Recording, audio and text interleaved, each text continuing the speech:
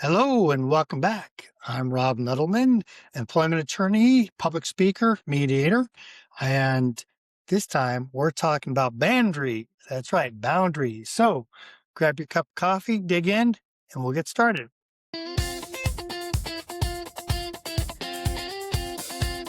So last time, as part of our discussion about effective communication techniques, we talked about self-evaluating before you get into the conversation, taking that time to think about where am I?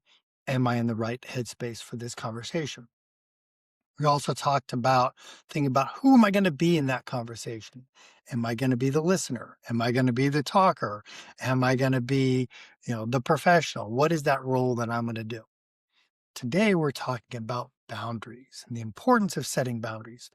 And the boundaries isn't just about the effective communication. It's really about how are we living our professional and our personal lives in a way that's going to allow us to be as effective as possible in our communications and in all our interactions, whether those interactions are with our customers, they're with our coworkers, our supervisors, our friends and family members. Having good boundaries is going to enable us to be more effective communicators and to build on better relationships. So when we're talking about boundaries, why are boundaries so important? Well,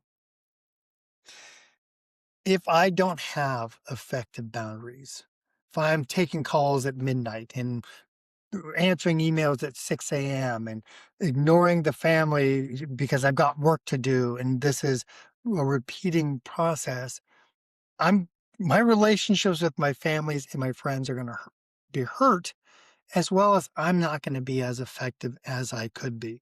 I mentioned I'm an attorney, so I have clients that have needs, and some of them are on an emergency basis. Some of them are things that can wait. So, what are some of the boundaries, and why do I need to set those boundaries? Um, I found for me, if I don't have boundaries about when I'm going to meet with clients and when I'm not, I get frustrated. I get a level of anxiety. I feel stressed and I can't disconnect. If I'm sitting down to watch a show with my family and at the same time I'm working on writing that brief or I'm working on creating that next article or I'm responding to client emails because I need to get this done, I'm not engaged with my family and I'm not really fully engaged with my my work because I'm trying to do two things at once. So I set some pretty clear boundaries. What are my boundaries? Well, I have set work hours. I set appointments during certain times of the day, and although I do make room for emergencies, they're usually going to be during normal work hours. I try my best not to respond to emails after hours. I'm not quite there yet. I'd like to get to the point where I don't even look at my emails after a certain time, but I'm not quite there. I am able more effectively now to not respond to those emails until the next day. Now, back in the day, if somebody wanted to talk to me, they'd have to pick up the phone, send a fax. I know you guys may not know what a fax is, or even send a letter. If an opposing counsel wanted to get a hold of me, they would send a letter. We've created this environment now where if my opposing counsel sends an email, I feel like I have this need to immediately respond. And sometimes it's not best for me to immediately respond. I have other items that have higher priority in that moment. So being able to set those clear boundaries of when I'm going to work, when is going to be my off time. That's just one type of boundaries. What are some other boundaries that you might have? Well, I don't take it when people yell at me, whether it's a client. Luckily, I don't have coworkers that are yelling at me, but whether it's a client, a family member, a friend, or an opposing counsel, we're not going to yell at each other. And I very clearly shut that down if somebody's doing that. It's a matter of saying, look, you're sounding like you're agitated, you're raising your voice. I'm not able to hear you when you're talking to me like that. And I want to be able to hear you. By putting that boundary out there that it's not okay to yell, it makes it much easier for me to be able to be impactful in that conversation and to have that conversation. So I do have communication boundaries. I don't promise to respond to people right away. Should think about, what are your communication boundaries? Maybe you want to say, look, I respond to business emails within 2 business days.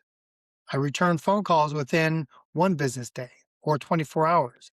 Maybe you don't have that luxury. Maybe you have a, a client base or a business model that requires you to be able to respond immediately. Okay, but what is your method for determining those that are truly emergencies versus those that can wait? Um, I have a client who is a plumbing company.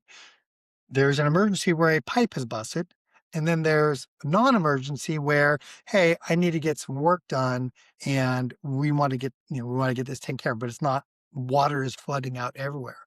Being able to identify the difference between those two and say, okay, well, the emergency we're going to respond to right away.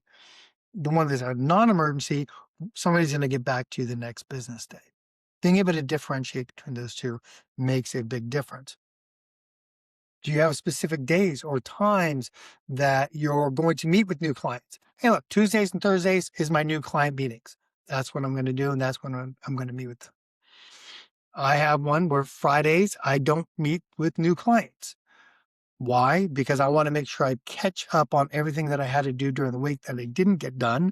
Make sure I get that done so I can go into the weekend and not worry about work. I really do my best to set clear boundaries on not working during the weekends whenever possible. Obviously, if I'm in litigation, that kind of goes out the door because litigation has its own unique things. But for the most part, I really try to stick with weekends are for family, for friends, for hiking, backpacking, going out to dinner, all those wonderful things. So Fridays, I don't set new client appointments.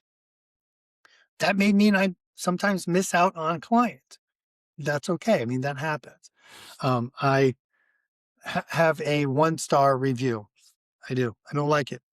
And the 1-star review is actually from a time when I worked with another company.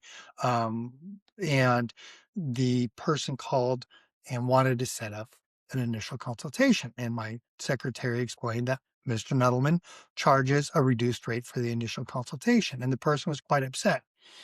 And so this 1-star review goes into how um, attorneys shouldn't be charging for that consultation. Attorneys should be wanting your business, the client's business. You shouldn't have to pay the client in order, or the client shouldn't have to pay the attorney in order to create that relationship, and that there are plenty of people who provide free consultations. A lot of what he's saying is true. There are a lot of attorneys who don't charge for that initial consultation. And you're going to talk with a paralegal or an intake coordinator. Maybe you're going to talk to one of the junior attorneys and they're going to spend 10, 15 minutes with you and get information. That's not how I do my initial consultations, though. I do my initial consultations.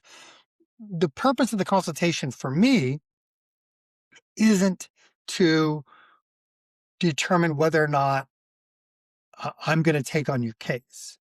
The purpose for me of the consultation is to evaluate what has happened and be able to advise you so that you can make an effective and informed decision on what you want to do going forward. And that necessarily entails getting a lot of information, analyzing it, and putting it through the legal filter. And that takes some time. And my time is valuable. And I've decided, if you want my advice on what you should do, that's worth paying for.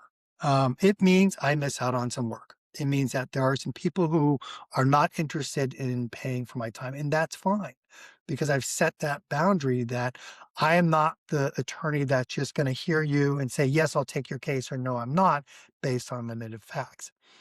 I'm going to go into the details, and I'm going to actually analyze a case so that even if you decide not to hire me, or maybe there's nothing to hire me for, you're hopefully going to leave that consultation with more information and being able to make an informed decision.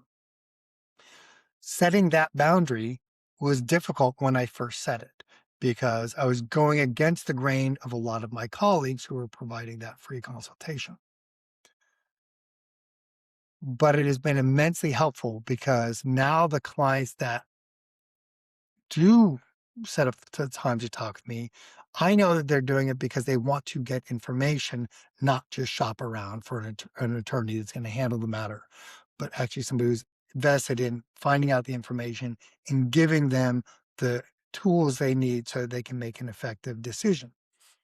I think it provides for a more engaging relationship with my clients by setting that boundary. What are some other boundaries? I mentioned I don't set consultations on Fridays. I try not to set conversations with opposing counsel on Fridays as well. Um, for me, it's because I want to, again, focus on my client centric activities that I didn't get done during the week so that I can move forward in those. I tell people that I may not respond to emails right away. You may be looking at one business day. I will try my best to at least respond and acknowledge that I've received it. If I set a deadline or I agree with you, hey, I'm going to get this done by X date. If I'm not going to be able to meet that date, I'm going to tell you before that date comes up. That's one of the boundaries that I set for myself of I got to list out my tasks and make sure that I am communicating that. I think it's important to express to my clients, my colleagues, my friends, what I'm expecting from them. If there are these unstated boundaries or the unstated expectations, I'm not being effective in my communication. I'm going to have emotional reactions because somebody has not lived up to my expectations because I never set that boundary. So, what do we do when we set a boundary and somebody crosses that boundary? Let's say, for example, we've set a boundary of when you're talking, I'm going to listen to you. And when I'm talking, I'm going to ask that you also listen to me. And the other person has talked. I did a good job of listening to them. And now it's my time and I'm talking and they're wanting to argue with me. One, I can stop talking. Eventually, they are going to stop talking as well. And then once they stop talking, I can begin talking again. If it happens again, I may need to remind them. Remember, when we first started this conversation, I set that boundary and I agreed that I would listen to you. And I feel like I did that. Right now, I'm trying to explain to you my perspective. It is really important to me that you hear what I'm saying. Are you in a place where you can hear what I'm saying? Or i- are you able to stick with that boundary? Trying to do it so it's not in a way that's condescending, but it is being very specific. It can be difficult. It can be uncomfortable because I'm actually calling out the behavior when I'm doing it, but that's very important. Um, Other kind of conversations we might have is I think acknowledging what the other person wants. I understand that you would like X. Going forward, this is what's going to work for me. I understand you would like me to be able to respond to your emails on the same day that you send them. Unfortunately, I'm not always able to meet that. What I can commit to is I can respond by the next business day. Will that work for you? Now we've set a boundary. If they say, no, that's not going to work, then we say, okay, maybe then I am not the right person to be working on this project for with you. So when they try to test that boundary, go back and say, remember when you first retained me, I told you that I respond to emails within the next business day. I'm going to stick to that to the best of my ability. You're reinforcing that boundary. You don't have to apologize for setting your boundaries. Like, I'm sorry that I'm taking care of myself. You can acknowledge, I understand that you'd like it to be different, but this is the boundary that I need in order to ensure that I can provide you the level of service that is appropriate for your matter. I'm not apologizing for setting my boundary. I'm just setting the boundary. There's always going to be that time that you're going to want to make exceptions. I'm going to encourage you to do your best to really be concerned about those times that you're going to try to make those exceptions. Yes, exceptions do happen, but those should be minimized. When we make an exception to our boundary, we are now creating a new boundary. And we're making it more difficult for next time to stick to that boundary. the more we can stick with the boundary and not exceed it, the easier it's going to be to set that expectation and set that boundary. So, what boundaries do you need to set in your life? Personal life, work life? Do you need to have specific times that are for work versus times that are for play? Do you need to set boundaries for when you're going to respond, how you're going to respond?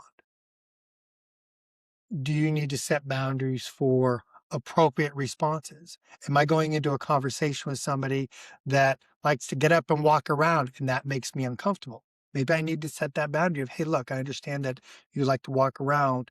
When you do that, it's hard for me to communicate with you. Can we agree that for this conversation, we're going to stay seated? Practice setting those boundaries.